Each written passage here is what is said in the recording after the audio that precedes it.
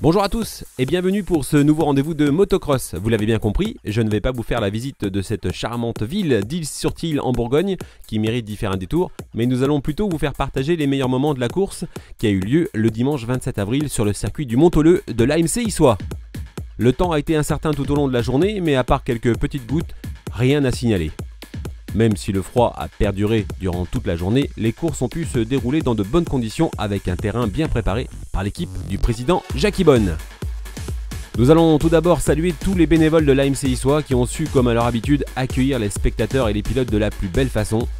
Ces derniers, nombreux, ont pu profiter de la structure gonflable de SMX Concept, du merchandising avec Freegun, des buvettes et des snacks mises à leur disposition et surtout profiter des nouveaux aménagements du terrain partie spectateurs leur permettant d'assister aux courses dans de nouvelles conditions. En résumé de cette journée, il y a eu des courses, des bagarres, une mise départ, un bon speaker, des chutes, bref, du motocross. C'est parti pour les images de la journée. On commence par la catégorie 50 cm3.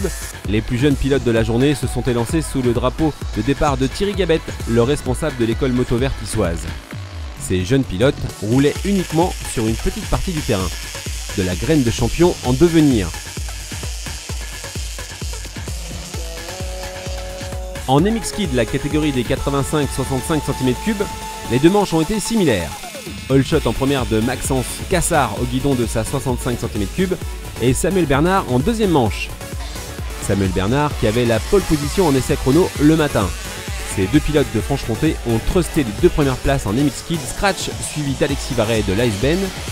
En 65 cm3, le podium est composé donc de Maxence Cassard, Maxime Massu de l'AMC Issois et Benoît-Julien Rodari. En 85 cm3, c'est Samuel Bernard, Alexis Varret et Damien Souchet qui forment le podium de cette journée. Place aux espoirs 85 cm3 qui étaient nombreux à se présenter sur la grille de départ du circuit du Mont-Tholeux. Timothée Berry, pilote officiel EHR, pilote du site d'excellence sportif et membre de l'AMC Issois, signe la première place des chronos le matin avec un excellent temps au guidon de sa Honda 150 CRF. En première manche, le all shot fut fait par le numéro 38 Jérémy Bonin de la Ligue Rhône-Alpes. Les positions se forment et s'ensuit une lutte entre Timothée Berry et Jérémy Bonin. Derrière aussi, ça klaxonne entre Tristan Tavares, Lucas Bertino et Tony Cassard de l'AMC Issois. Timothée Berry arrive à dépasser le pilote bromois et finit premier de cette manche, suivi de Jérémy Bonin et Tristan Tavares. En seconde manche, on reprend les mêmes et on recommence, mais malheureusement, le drapeau rouge sera levé par le commissaire de course suite à une chute sur la ligne d'arrivée. Le podium final est donc Jérémy Bonin, Timothée Berry et Tony Cassard qui arrivent à se hisser sur la troisième marche du podium avec une excellente deuxième manche. Le site d'excellence sportive de l'AMC Issois est bien représenté dans cette catégorie.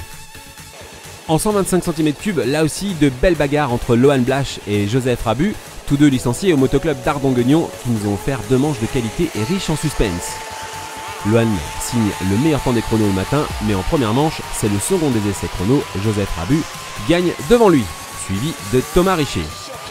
En seconde manche, on reprend les mêmes en inversant les ordres des deux premiers avec une belle manche disputée. Lohan Blache gagne donc la seconde manche et la journée dans cette catégorie 125 cm3, suivi de Joseph Rabu et Thomas Richer.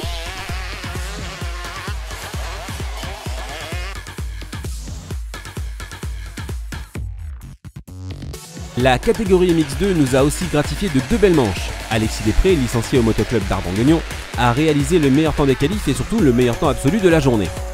En première et seconde manche, Alexis Després et Arnaud Zavettori du motoclub de Brinon vont se livrer une bonne bataille. Renaud Renard, au guidon de sa 125 KTM, et Kevin Buffet vont essayer de jouer les troubles faits entre les deux leaders, mais en vain. Alexis Després arrivera premier sur les deux manches, suivi d'Arnaud Zavettori et Renaud Renard. A noter la chute sans gravité de Maxime Prost lors du départ de la première manche.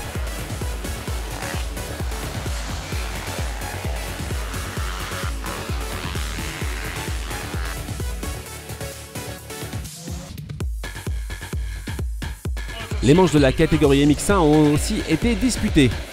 Pierre Gautrenet du motoclub Auxonnois en Franche-Comté a été le perturbateur de cette journée entre Jérôme Gabet, actuel leader du championnat, et Julien Dalbec, son dauphin. Les deux pilotes licenciés à l'AMC Issois ont décidé une nouvelle fois d'en découdre après la première journée de la charité lors de cette course. 2 all shots et meilleur chrono du matin pour Jérôme Gabet, mais c'est sans compter sur la fougue de Julien Dalbec qui arrive à accrocher le leader du championnat en seconde manche sur de belles passes d'armes. Pierre Gautrenet gagnera les 2 manches. Jérôme Gabet et Julien Dalbec finiront respectivement à la seconde et troisième position de la journée. Le classement de la Ligue reste inchangé.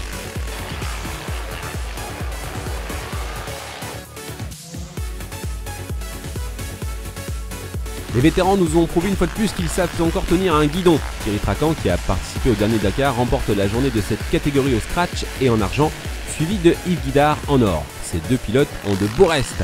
On va saluer aussi les autres participants qui nous ont régalés. Prochain rendez-vous pour nous, à Forges, pour le championnat de France national MX2 et Espoir. Allez, ciao ciao, salut!